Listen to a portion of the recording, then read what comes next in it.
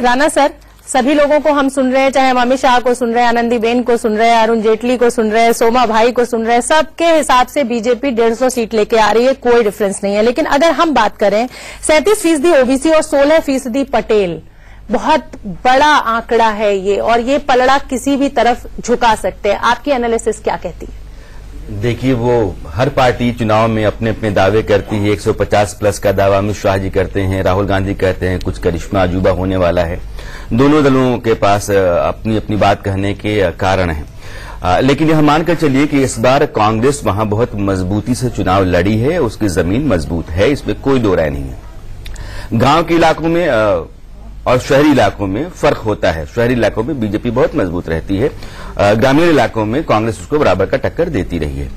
लेकिन इस बार जो आपने सवाल किया कि ओबीसी कहां है, अभी जो ओबीसी कुल मिलाकर के 39% नहीं, बल्कि आप मानिए आधी आबादी जो गुजरात की है वो ओबीसी के दायरे में आती है, और उसमें ठाकुर कम्युनिटी का एक बड़ा हिस्सा बनता है, जहां से अल्पेश ठाकुर आते हैं। कांग्रेस का उन्होंने हाथ पकड़ के रखा हुआ है। लेकिन यह ओबीसी बीजेपी के पास बहुत लंबे समय से इसका एक बड़ा तबका रहा है। कितना टूटता है, अल्पेश का असर कितना होता है, यह 18 तारीख को आपको पता चलेगा। लेकिन दूसरा मामला एससी का है, जो शेड्यूल कास्ट का है। यह मोदी ने 13 साल में एक बड़ा काम ये गुजरात में किया कि उन्होंने दलितों को हिंदू समाज का एक मजबूत और अभिन्न हिस्सा बनाया, इसलिए वो पूरी तरह से भारतीय जनता पार्टी के साथ रहे हैं। जो आरक्षित सीटें 13 एससी की रही है शेड्यूल कास्ट की, उसमें से 10 पिछली बार बीजेपी ने जीती थी। आज की तारीख में जिग्नेश मेवानी कांग्रेस के लिए कितना फायदा पहुंचा सकते हैं, यह एक बड़ा फैक्टर है कि जिग्नेश मेवानी की अगुवाई में जो दलित हैं वो कितना आते हैं कांग्रेस के साथ और बीजेपी का साथ छोड़ते हैं। इसलिए मतदाता इस बार बाहर है, और पार्टियों ने अपने अपने समीकरण, अपने अपने उपाय, नियम, कायदे सब लगाए हैं। कोई भी कसर बाकी किसी ने छोड़ी नहीं है। लेकिन वोटर जिस तरीके से अभी बोल रहा है जमीन से, वो कुछ और इशारा कर रहा है। ठीक है। ये निर्मल जी हमारे साथ हैं। निर्मल जी, जैसा राणा सर कह रहे हैं कि बहुत बड़ा गेम चेंजर हो सकता है ये जो पाटीदार हैं, आपको क्या लगता है, क्या ये खेल बिगाड़ने वाले हैं इस बार बीजेपी का? देखिए, इस बार पहली बार ये फैक्टर सामने आया है। पाटीदार मूलतः बीजेपी के साथ रहता है पिछले चुनावों में, लेकिन पिछले 2-2.5 साल में जिस तरह से पाटीदार आंदोलन, वहां आरक्षण का आंदोलन उन्होंने चलाया है, और भाजपा को लगातार वो भाजपा की खिलाफत करते रहे। चुनाव में वो खुल करके बीजेपी के साथ हैं। क्या केशुभाई पटेल से ज्यादा बड़ा जनाधार हार्दिक पटेल का आज की तारीख में है? क्या कांग्रेस को वो ज्यादा फायदा पहुंचा पाए? हार्दिक पटेल केशुभाई पटेल 10 साल पहले तक बड़े नेता हो सकते हैं, लेकिन पिछले 10 साल में बहुत सारी स्थितियां, हालात बहुत बदले हैं। और एक युवा वर्ग जिस तरह से हार्दिक पटेल की रैलीज में आया है, वो वोट कितना करेंगे इस बारे में अभी कोई अंदाज नहीं, क्योंकि ये पहली बार उनका टेस्ट हो रहा है। पर हार्दिक पटेल के साथ जिस तरह से भीड़ जुड़ी है, जिस तरह से लोग उनकी रैलीज में आए हैं, ये पहली बार इस तरह का एक कई सालों के बाद गुजरात में एक युवा नेता को लेकर के इस तरह का जोश और समर्थन वहां देखने को मिला है। तो इसका टेस्ट होना अभी बाकी है। अभी ये चुनाव वोट, आज जो फाइनल वोटिंग है और जो 9 तारीख को हुआ है, 18 तारीख को, अगर इसको हम संकेत माने और गुजरात में नौजवान कुछ अलग राह पर चल रहा है बाकियों को छोड़ करके, आधी आबादी जो मतदाताओं की है, 40 से कम उम्र के लोग 50% गुजरात में आज की तारीख में वोट डालने जा रहे हैं। यानी कि आधी आबादी 40 से कम उम्र की है। अगर वो जिग्नेश के, अल्पेश के या हार्दिक के साथ खड़ी है या इनको अपना नेता मानती है, तो फिर वाकई चौंकाने वाला नतीजे बीजेपी के लिए हो सकता है। बिल्कुल, 65% से कम लोग हैं सर। 35 साल से कम जो है गुजरात का जो वोटर है, उसमें 35%, 65% है, इसलिए कि 40 की उम्र के 65%। जयशंकर जी, हार्दिक पटेल, जब इस तरह का कोई नेता उभरता है, आंदोलन से आप लोग को इतना अनुभव है, तो क्या लगता है, क्या पूरा पाटीदार समाज हार्दिक पटेल के साथ है या वो भी बटेगा? क्योंकि कड़ुआ लेहुआ जो भी उनके भी है, उसमें जो कहें कि इकोनॉमिकली, जो फाइनेंशियली जो स्ट्रांग लोग हैं, वो बीजेपी के साथ है। तो क्या पूरा पाटीदार समाज बीजेपी के अगेंस्ट वोट देगा एक हार्दिक पटेल के नाम पर? नहीं, ऐसा तो किसी समाज में भी संभव नहीं है, ये तो कहना गलत होगा। लेकिन देखिए, राणा जी जैसा बता रहे थे, बहुत सही विश्लेषण था आपका। लेकिन मेरा अपना मानना है कि केशुभाई पटेल का नेतृत्व तो जब तक था, केशुभाई पटेल को जिस ढंग से अपमानित किया गया, वो अपमान के घूंट पी करके वहां बने रहे। लेकिन हार्दिक पटेल वहीं पे मान और सम्मान और स्वाभिमान की लड़ाई लड़ रहा है। जिग्नेश मेवानी, देखिए, दलित 2012 तक तो बीजेपी के साथ रहे हैं, लेकिन 2012 में के बाद जो घटनाएं हुई हैं, जिस तरह से दलितों की चमड़ी उधेड़ दी गई, उन्हें गोबर खिलाया गया, क्यों? क्योंकि वो मरे हुए डांगर का, मरे हुए पशु की खाल उतारने का काम कर रहे थे, इसलिए उनकी चमड़ी उधेड़ दी गई।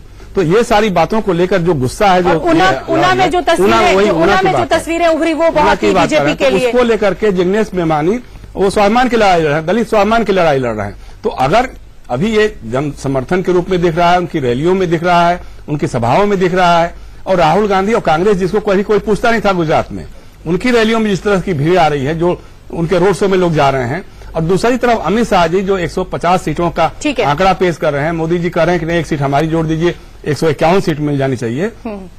उन लोगों की रैलियों में कुर्सियां खाली दिख रही हैं, तो चलिए खास फर्क दिख रहा है। अब पर अभी नतीजे कई बार बड़े चौंकाने वाले आते हैं, उसका हमें इंतजार रहेगा 18 तारीख का। तो गुजरात में दूसरे चरण के 93 सीटों के लिए मतदान जारी है। लगभग 2.5 घंटे गुजर चुके हैं, लोगों की लंबी लंबी कतारें देखने को मिल रही हैं। घाटलोडिया में हमारे संवाददाता अरविंद शर्मा ने वोटर्स से बात करी, वो आपको सुनवा देते हैं।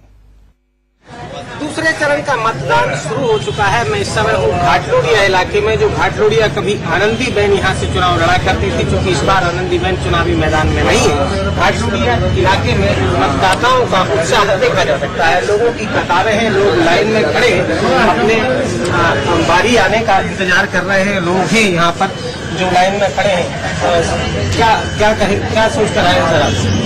कुछ भी नहीं किया। ये देखिए नाराजगी है लोगों को, ये कुछ नहीं कहना चाहते। कुछ लोग और भी हैं कि भाई क्या मुद्दा रहेगा इस बार आपका चुनाव में? सबसे ज्यादा भाजपा विकास मुद्दा है या नहीं है? विकास तो हो रहा है। कुछ लोग निराश भी है, कुछ नाराज भी है, तो कुछ लोग अपने तरीके से अपना रुख साफ नहीं करना चाहते। भाई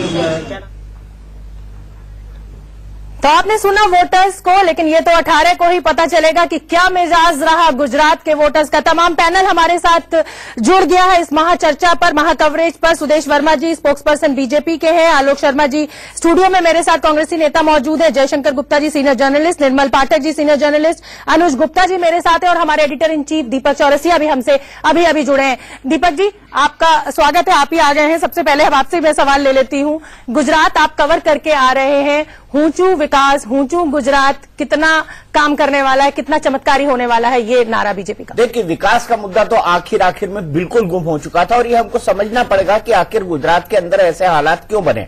आखिर गुजरात के अंदर हार्दिक पटेल, जिग्नेश मेवानी और अल्पेश ठाकुर जैसे लोग क्यों पैदा हुए? इसलिए पैदा हुए कि क्योंकि 2014 में प्रधानमंत्री बनने के बाद नरेंद्र मोदी ने गुजरात छोड़ दिया। लगभग 2001 से लेकर आज तक, मतलब 2014 तक मोदी वहां के एक छत्र नेता थे, लेकिन उनके हटने के बाद वहां की लीडरशिप में एक वैक्यूम शुरू हुआ, और उस वैक्यूम को ना आनंदीबेन भर पाए ना विजय रूपाणी भर पाए। तो जो धीरे धीरे दबे हुए सामाजिक आंदोलन थे वो सत्ता पर आने लगे। यही हमने देखा कि पाटीदार आरक्षण समिति बनी, जिसको हम पास कहते हैं, उसने हार्दिक पटेल को उभारा।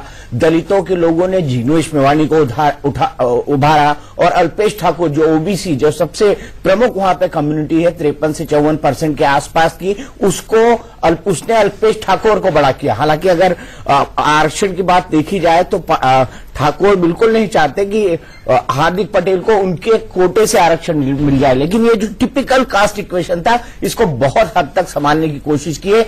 खाम फैक्टर जो चलाते थे एक जमाने के अंदर माधव सिंह सोलंकी, उससे झाम फैक्टर बनाने की कोशिश की है। झाम का मतलब होता है जिग्नेश, हार्दिक और साथ ही साथ अल्पेश, और उनके साथ मुसलमान, ये भी उनका एक कैलकुलेशन है। तो मुझे लगता है कि ये इस बार के इलेक्शन में 1995 से वहां के इलेक्शंस देख रहा हूं, लेकिन इस बार गुजरात में जितने इंटरेस्टिंग चुनाव हैं, उतने इंटरेस्टिंग चुनाव भारत के राजनीतिक इतिहास में कम ही देखने को मिले हैं। सिर्फ एक चीज बीजेपी के फेवर में जाती हुई दिखाई दे रही है, वो ये कि प्रधानमंत्री गुजरात के हैं और वो गुजरात का प्राइड है। इसके अलावा कोई और बड़ा फैक्टर नहीं है जो भारतीय जनता की पार्टी के फेवर में सीधे सीधे जाता दिखाई दे। इसीलिए प्रधानमंत्री को नीच कहना, प्रधानमंत्री से जुड़े बाकी बातें करना, पाकिस्तान को उठाना, ये अंतिम तौर पर मुद्दों को भारतीय जनता पार्टी ने आगे उभारा है, ताकि नहीं कुछ तो पीएम की प्राइड के नाम पर वोट पड़ जाए। और मुझे लगता है इसी रणनीति पर बीजेपी ने काम किया है, और इसी का पलटवार कांग्रेस ने वहां पर किया है। ठीक है दीपक जी, अगर हम बात करें तो आप किसके लिए सबसे बड़ा इम्तिहान मानते हैं? अमित शाह, नरेंद्र मोदी का सबसे बड़ा इम्तिहान, राहुल गांधी अध्यक्ष पद संभाल लिया है, कांग्रेस बुरी हालत में, उनके लिए सबसे बड़ा इम्तिहान, या हार्दिक, अल्पेश और जिग्नेश, उनका राजनीतिक करियर या तो शुरू हो सकता है या खत्म हो सकता है, किसके लिए सबसे बड़ा इम्तिहान आपकी नजर में? अल्पेश, जिग्नेश और हार्दिक के लिए तो मैं नहीं मानता कि ये अंतिम इम्तिहान है, ये उनका पहला इम्तिहान है। वो पास मार्क से जाते हैं, वो फर्स्ट डिवीजन लाते हैं, या उनको डिस्टिंक्शन मिलता है, ये देखने वाली बात होगी। लेकिन निसंदेह प्रधानमंत्री मोदी की 2019 की इनिंग के लिए बहुत बड़ा चुनाव है, और राहुल गांधी के अध्यक्षशिप को किक स्टार्ट करने के लिए यह बहुत बड़ा चुनाव है। और राहुल गांधी अगर पूरी तरह सफल भी नहीं होते हैं, सरकार भी नहीं बना पाते हैं, तो कम से कम वो इस सिचुएशन में होंगे कि राहुल गांधी को एक फाइटिंग स्पिरिट के साथ का लीडर मान लिया जाए। और मुझे लगता है कि राहुल इतना भी करने में सफल रहते हैं तो ये उनके लिए बहुत बड़ी सफलता होगी, बहुत बड़ा कदम भी होगा अध्यक्ष, कांग्रेस अध्यक्ष बनने के बाद।